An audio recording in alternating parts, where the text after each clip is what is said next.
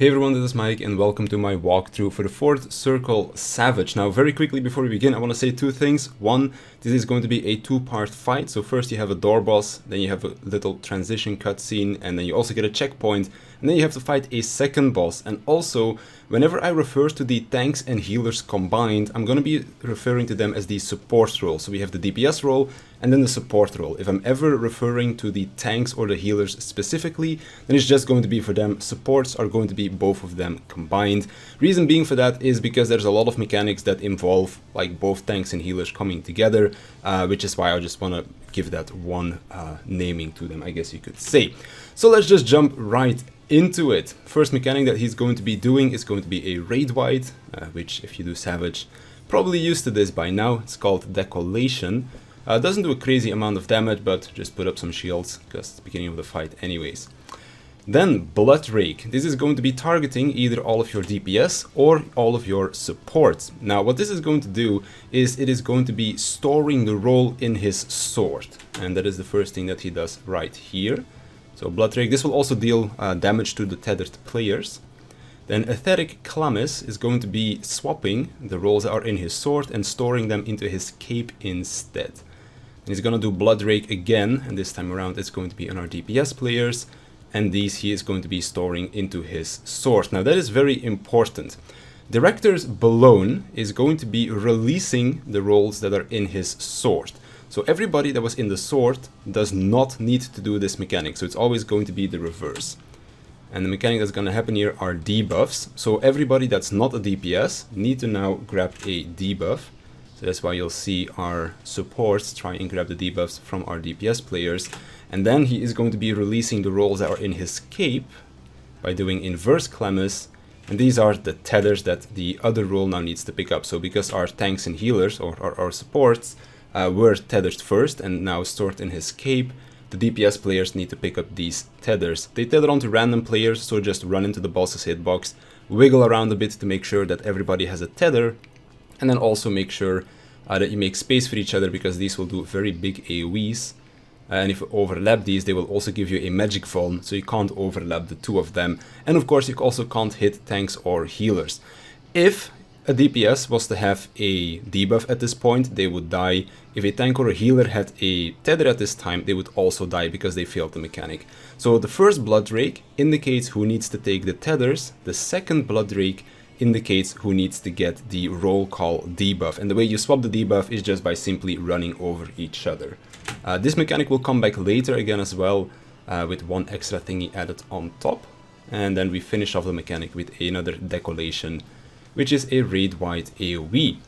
Following this, we have a Tank Buster, Elegant Evisceration. This one will hit twice and also apply a Magic Vuln. So the two ways to handle this is either you use a Tank Invulnerability on it, like I am doing right here, or you just use a Tank Swap after the first hit.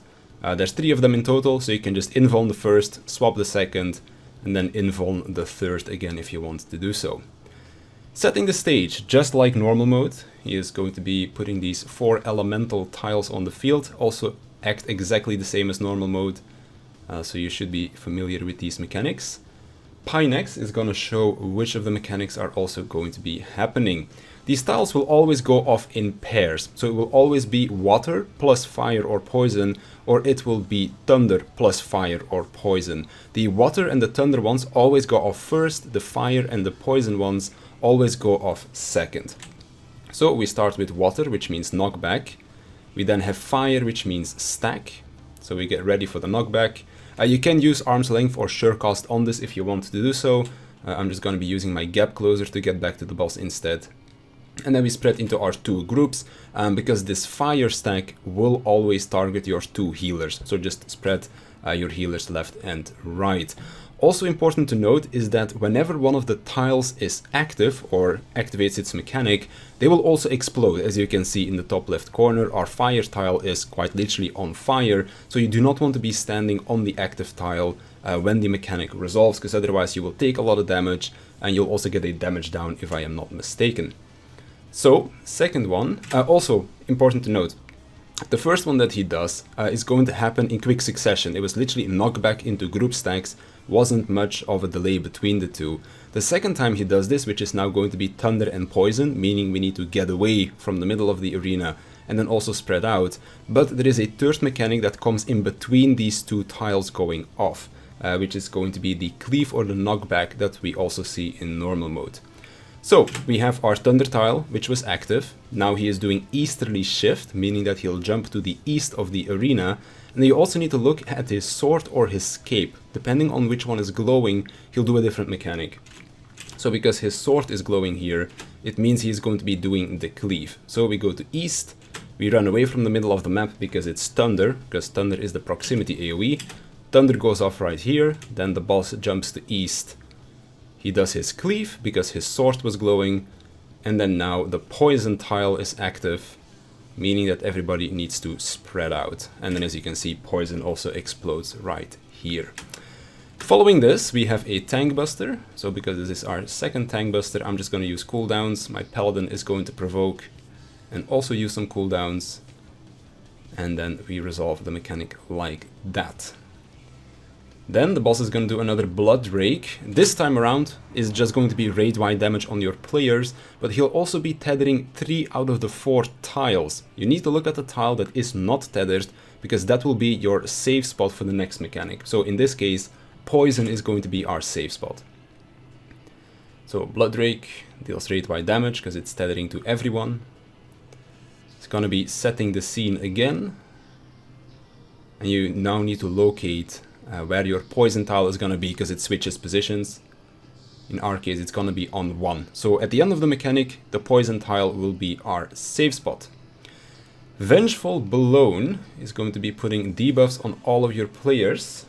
And these are going to be the acting debuffs. So if you're a support player, you're always going to get acting DPS. Very easy, you always have predetermined positions. But if you're a DPS player, 2 of them will get acting healer, 2 of them will get acting tank. What you need to do with these debuffs is very simple, actually, especially because of the way that we resolve this mechanic. Is kind of like a Mario Kart strat, I guess you could say. So, the debuff indicates what orb you need to get. At the end of this mechanic, there will be 8 orbs spawning, and they will be tethering to the closest players to them, and that will also give them their debuff. So because I'm a tank, my orb is gonna have a tank buff on them, same for my paladin, and for the healers exactly the same. So the players that have the healer buff need to grab a healer orb, and then same thing for the person with the tank buff, they need to grab a tank orb. You always need to take these orbs in pairs as well, because they deal shared damage. If you take them alone, even as a tank, I do believe you end up dying.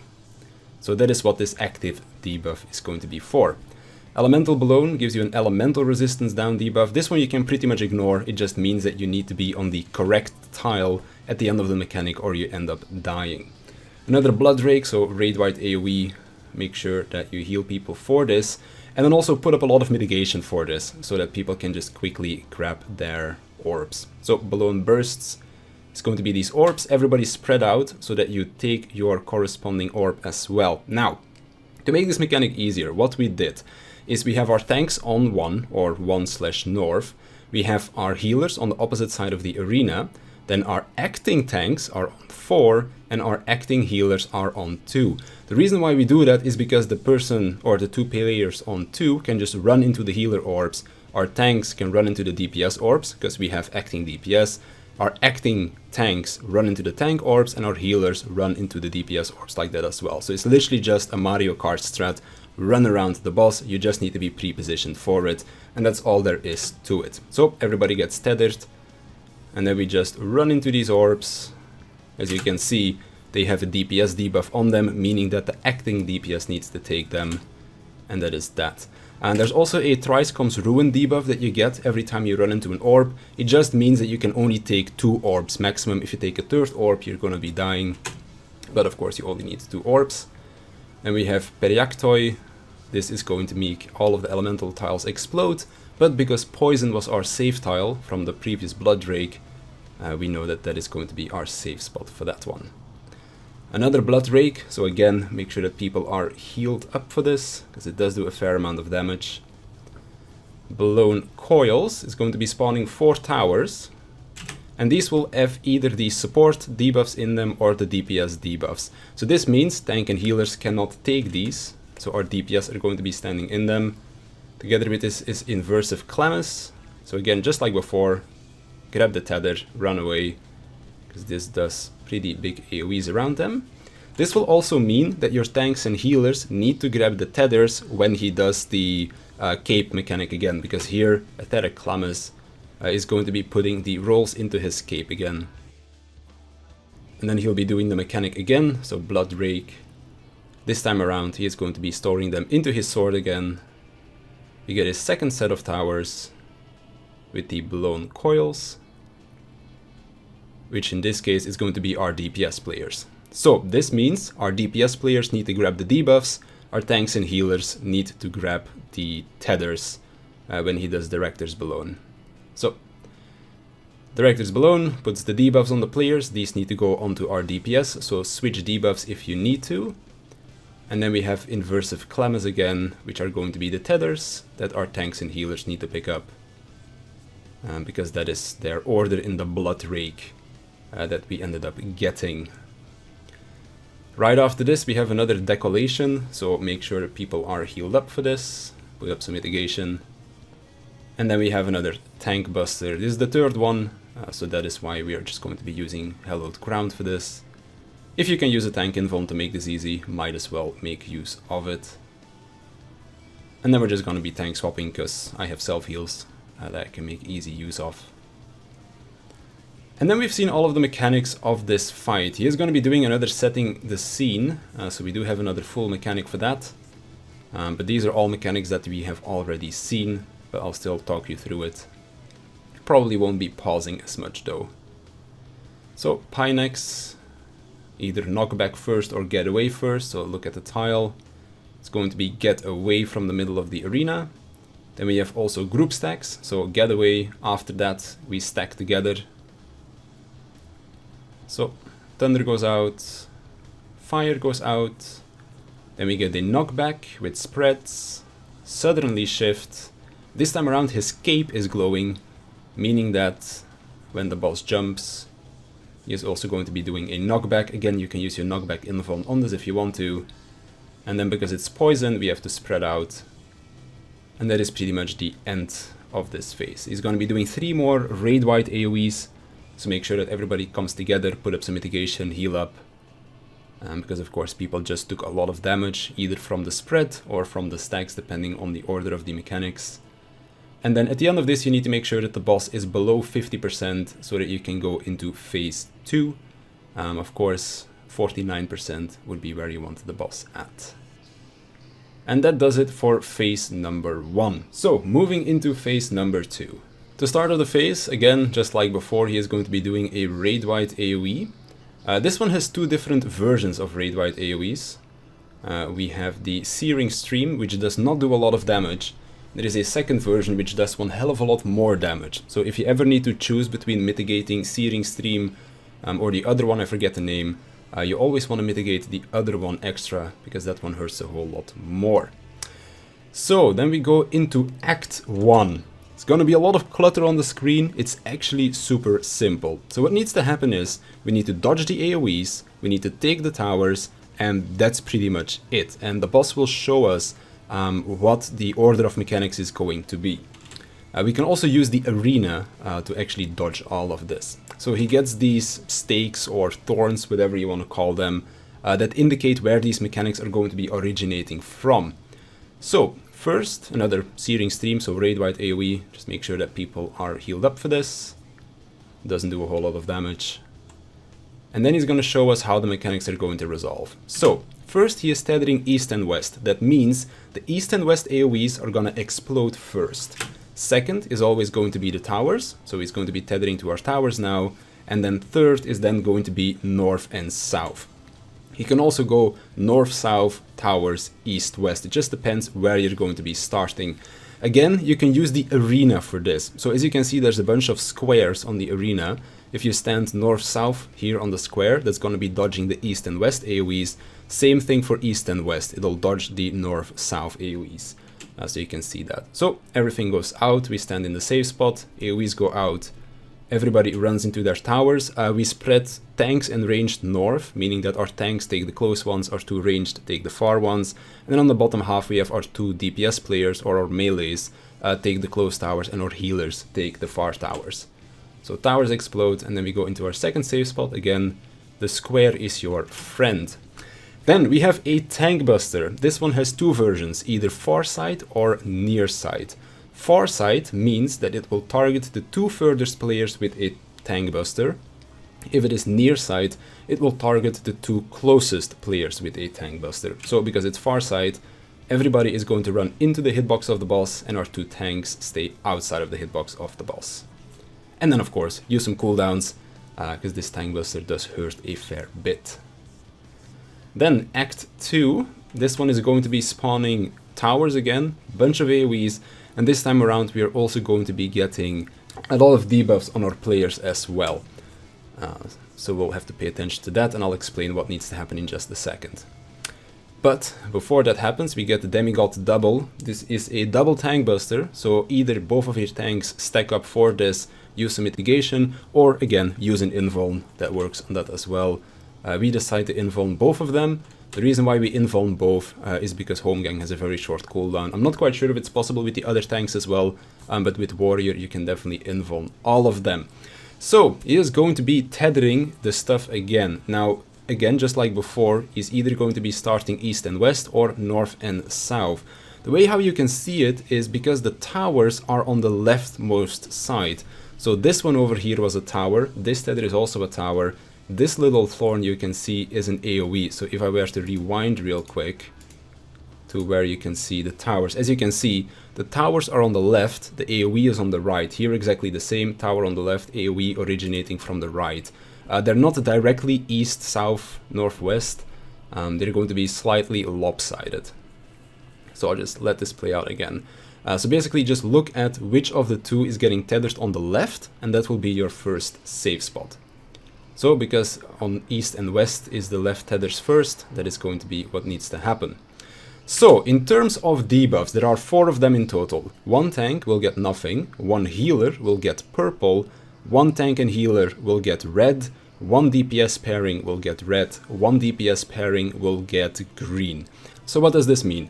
Whenever the tether breaks, these mechanics will resolve, and we're going to be breaking our tank and healer tether first. Purple means a raid-wide explosion, so make sure that people are healed up for this. The fire one, or the red one, is going to be a group soak, and the green one we don't really have to care about. It's like a wind debuff that explodes, but it doesn't really do damage, or at least we didn't really seem like it did damage. The way that you can break these tethers is by either running away from each other, thus exploding the tether, or by just letting it expire, because it can expire at the end of the mechanic as well. So what do? First off, we have our tank and healer break the tether with the purple debuff. You can use Dark Design as an indicator for this. You want to break before this finishes casting. Dark Design will put AoEs underneath all of your players, so just stack up in the middle for that for an easy dodge, except of course the tank and the healer that are breaking the tether. So that's part number 1. Then, the tank and healer that broke the purple tether will be taking the towers. So we start east and west because those were the first towers that will be going off, and then we rotate clockwise. Everybody else, our 2 DPS players with fire, are going to be going to the east or the north, together with the tank that had fire. The healer with fire is going to the other side of the map, so south or west, together with the 2 DPS players that had the wind debuff. And that's the first thing that will resolve here. So we have our AoEs exploding, we have the towers being soaked, and then we also have the fire AoEs from our tank and our healer exploding. After this, we rotate clockwise, so our tank and healer that had the towers soak the other towers. Our tank that did not soak a tower rotates clockwise. Our healer that did not soak a tower rotates counterclockwise. The reason being is that our 2 DPS players with the wind rotate clockwise, and our DPS players with the fire tether are now going to be breaking it. So one of them runs clockwise, the other one runs counterclockwise. And the reason being for that is we now have 1 DPS with fire south, together with our tank and our healer that were doing the fire soak in the beginning as well. Then we have a tank and a healer north and south to soak the second set of towers. And then we have our 2 wind DPS soaking the fire with our second fire DPS. And then you can see our wind AoE is going off here as well, but again, didn't really seem to do much or anything really, so that's why we don't really care about that. Ultimate Impulse is the hard hitting AoE, so stack up, heal up, put some mitigation up for this, because it does hit quite hard. So I'm going to be rewinding the mechanic again, because there's a lot of things that happen, but it's actually quite easy to resolve. So, first we see where the mechanics are going to go off first. So, east and west towers are tethered, meaning those are our first safe spots. Then, look where you're tethered to. First thing that needs to happen, the purple tank and healer tether break. So that is what's going to happen right now. Purple tank and healer break their tether. This does raid-wide AoE. This will also spawn these puddles underneath our feet with dark design, so dodge those. Then everybody goes into the first safe spot. Tank and healer that broke the purple tether soak the towers. DPS with fire goes together with the fire tank. DPS with wind goes together with the fire healer. First soaks happen. Then everybody rotate. Tank and healer that were soaking the towers rotate clockwise. Tank and healer that had the fire debuff, tank rotates clockwise, healer rotates counterclockwise. DPS with the red debuff, one rotates clockwise, one rotates counterclockwise. And then we have a second soak, tank and healer north and south in the towers. Tank and healer south with the red debuff soaking the red DPS. And then on the north side we have the red DPS soaking together with the green DPS. And then we end the mechanic with a raid-wide AoE. Of course, this can also be 90 degrees turned if north and south were your first safe spots instead.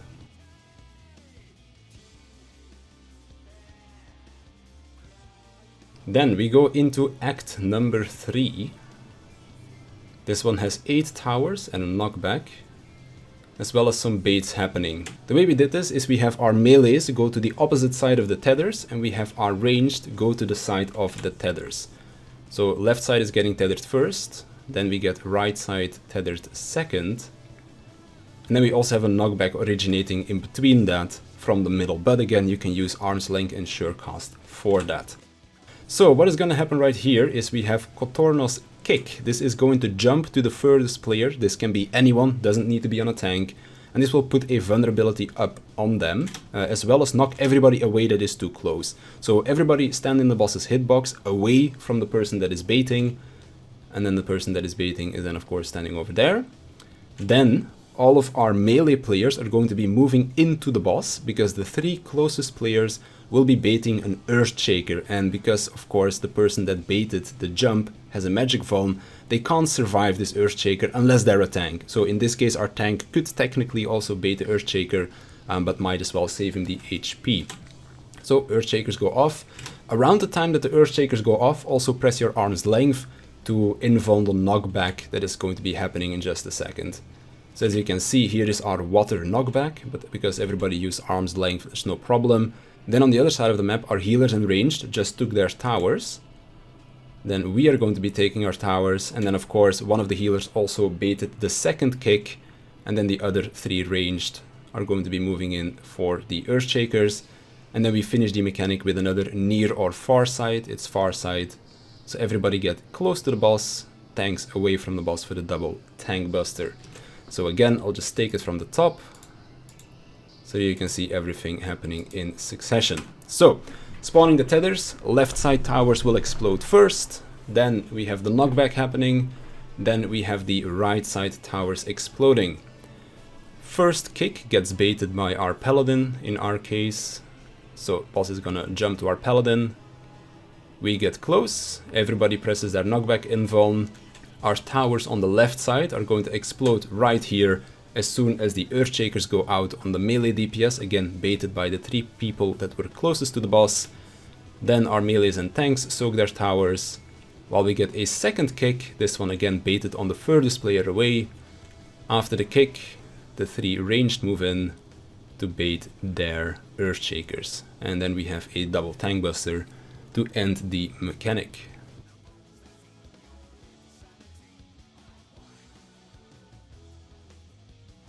After this, just pull the boss back to the middle, and then we are going to be getting another double tank buster.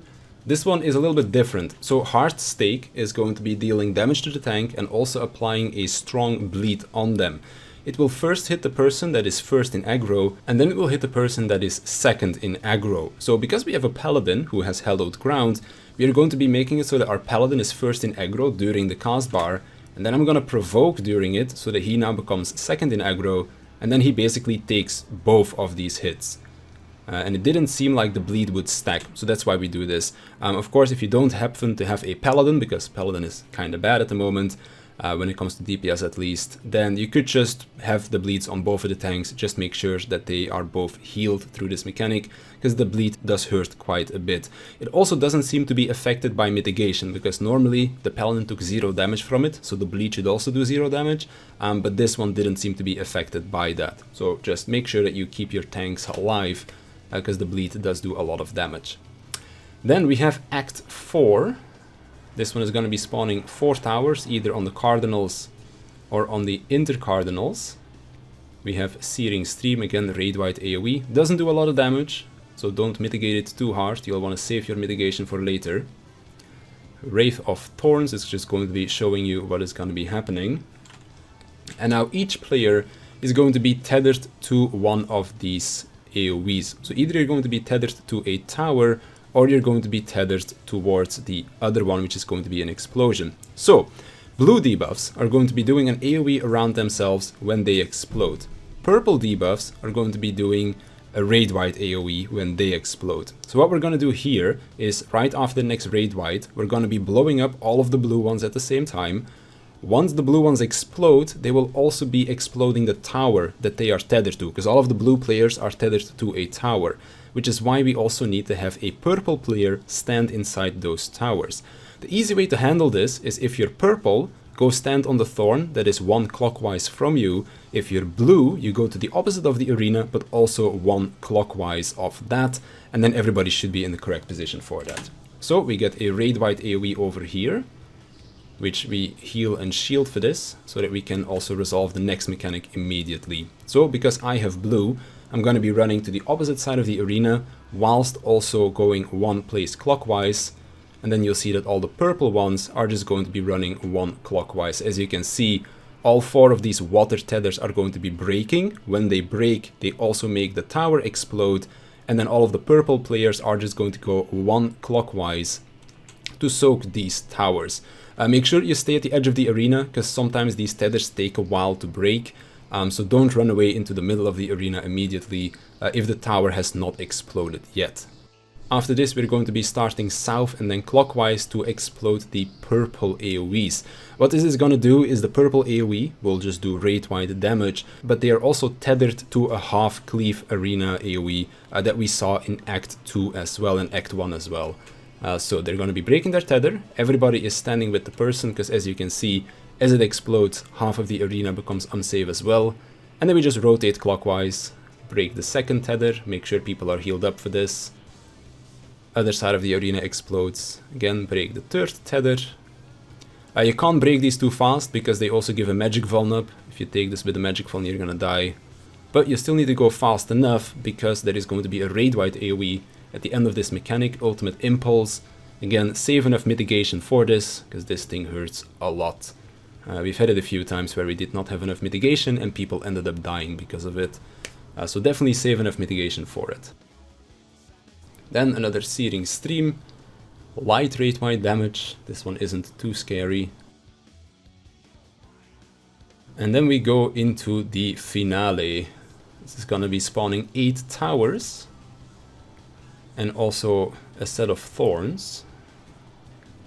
Wraith of Thorns, where these spawn is kind of random, like either they're northeast and southwest, or they're northwest and southeast, it seems to be. So just look at where you go, then look at which one you are tethered to, because you want to be standing in that, and everybody also gets a wind buff, but again, just as long as you're spread out, you should be fine. Now the reason why we want to be spread out is because of these orbs that he is shooting at people. This will deal high damage, and it will also give you a magic vulnerability up. Now the order in which you take these orbs is also very important, because that will be the order in which you are going to be taking the towers at the second part of this mechanic. So you count the orbs, 1, 2, 3, 4, 5. I am 5, so that's going to be my tower. And number 8. Then we look at the middle of the arena, and he's now going to start tethering the towers. So this is 1, 2, 3, 4, 5. So this is my tower. And then everybody needs to remember which one that is, because of course we took the AoEs in order, meaning that our magic vuln is also going to be disappearing in that order, and that is why we can take the tower. So as soon as our magic vuln disappears, we can then take our specific tower. Another double tank buster, near side or far side. In our case it's near side, so both of the tanks get close, everybody else gets away from the boss. And then we are at the end of this mechanic. Another Searing Stream, so raid wide AoE, make sure people are topped off, because of course the towers do deal damage, so you want to make sure people are healed afterwards. Another Demigod double, but because I'm a warrior, I can just invuln this. Again, I'm not quite sure if other tanks can also invuln this one. Otherwise, just share it with your co-tank, pop some cooldowns if you have some left. And then we have Curtain Call. This mechanic will resolve twice in a row, but it's going to be exactly the same. So it'll spawn 8 tethers on the outside of the arena. Everybody will get a purple debuff as well. And then we basically have to break these in order. This time around, no extra explosions, just going to be the explosions from the tethers breaking, which, because it's purple, it's going to be a raid-wide AoE, and it will also give you that magic vulnerability up, so you need to stagger the explosions. Now there are 4 different debuff timers here, and it's always going to be a support and a DPS with the same timer. So the first debuff timer is 12 seconds, then we have 22 seconds, 32 seconds, and 42 seconds. So the way how we did this is we have our DPS player in the pair always break first, and we have the support in the pair break second. So DPS always run when you see 12 seconds, support always run when you see 7 seconds. I ended up getting the 32 second debuff over here. We're also calling out which the main tank has, because of course when you run away as the tank, the boss is going to follow. So that's why we tank swap when I need to go and break my tether. So first tether breaks immediately. 5 seconds afterwards, our support in the pair is going to be breaking it. Hell's Sting is like a flamethrower mechanic if you did Omega Savage. If you didn't, Hades is a very close example to this as well. Basically, you dodge the AoEs first, and then you need to move into the AoEs that just exploded, because they're going to go for a second cleave. If you get hit by this mechanic, you get a damage down. So it's not only damage that you're taking, you're also getting a damage down, which of course you don't want either, because this is quite a tough heal check, and of course for the DPS check you don't want to get damage downs either. Then next AoE explodes, so this is another healer. Then next DPS explodes. Then, because that is my pair, I am gonna go now at 7 seconds, another Hell's Sting. So just dodge the first cleave, move into the second cleave. And then we have our 4th pair that is going, DPS just went, our healer is going now. And then at the end of this mechanic we have another Ultimate Impulse. Make sure that you have your mitigation plan for this one, because it hurts quite a bit. And then we have another round of debuffs. So again, position yourself, DPS goes out, support goes out, dodge the cleaves, dodge into the cleaves, DPS goes out, support goes out, then the next one, DPS goes out, another set of cleaves in just a second, there we go, Hell's Sting, DPS goes out, and then we have our final DPS, and then our final healer, and then we have one last Ultimate Impulse. So just use all of the mitigation that you have left on this one to make sure that people survive. And then we have our Enrage cast coming right after this, which is going to be Ultimate Impulse. Again, this one is a bit slower casting. And that is going to be the end of the boss fight. So if there are any more questions that you might have, I know it might be kind of confusing to see all of these mechanics, especially when there's like a bunch of different debuffs. I try my best to explain it. I'll also link a toolbox or a box strat thing. I don't remember what it's called, but it's like a strat thing that shows it in like different steps for act number 2 and 3, I believe. We have one of them. so I'll leave those in the description as well. Big thanks to Saka from My Static for making them, putting them together.